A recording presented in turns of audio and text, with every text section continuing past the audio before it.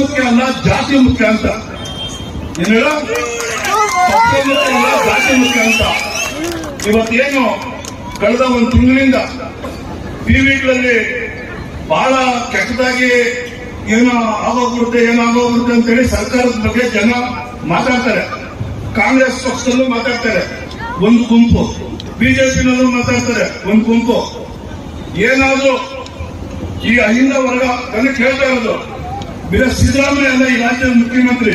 ಈ ರಾಜ್ಯದಲ್ಲಿ 80% ಅಹಿಂದ ಜನ ಮುಖ್ಯಮಂತ್ರಿ ಸ್ಥಾನದಲ್ಲಿ ಇರ್ತಕ್ಕಂಥದ್ದು. 80%. ನಾನು ಕರೆ ಕೊಡ್ತಾ ಇದ್ದೀನಿ ಈ ರಾಜ್ಯದ ಜನತೆಗೆ. ಕಾಂಗ್ರೆಸ್ ಪಕ್ಷದ ಹೈಕಮಾಂಡ್ ಏನಾದ್ರೂ ಸಿದ್ದರಾಮಯ್ಯ ಕುರ್ಚಿಗೆ ಕೈ ಇಕ್ಕರೆ ಸುಮಾರು 25 ಲಕ್ಷ ಜನ ಕಾಂಗ್ರೆಸ್ ಪಕ್ಷಕ್ಕೆ ನಾವು ಹೋಗಿ ಗೆಲುವು ಮಾಡಬೇಕು ಅಂತಕ್ಕಂಥ ಮಾತನ್ನ ಈ ರಾಜ್ಯದ ಜನತೆ. ಮಣ್ಣು ತಿಂದವರು ನೀರು ಕುಡಿತಾರೆ, ಉಪ್ಪು ತಿಂದವರು ನೀರು ಕುಡಿತಾರೆ.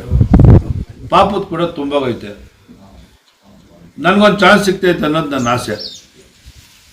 ಈ ಸತಿ ಸಿದ್ದರಾಮಯ್ಯ ಅಸೆಂಬ್ಲಿಗೆ ಹೋಗೋದೇ ಇಲ್ಲ, ಎಲ್ಲವಾಗಿ ಸೋಲೋ ಬದಲು ಇಲ್ಲೇ ಸೋಲಿ ಅನ್ನೋದು ನನ್ನ ಆಸೆ.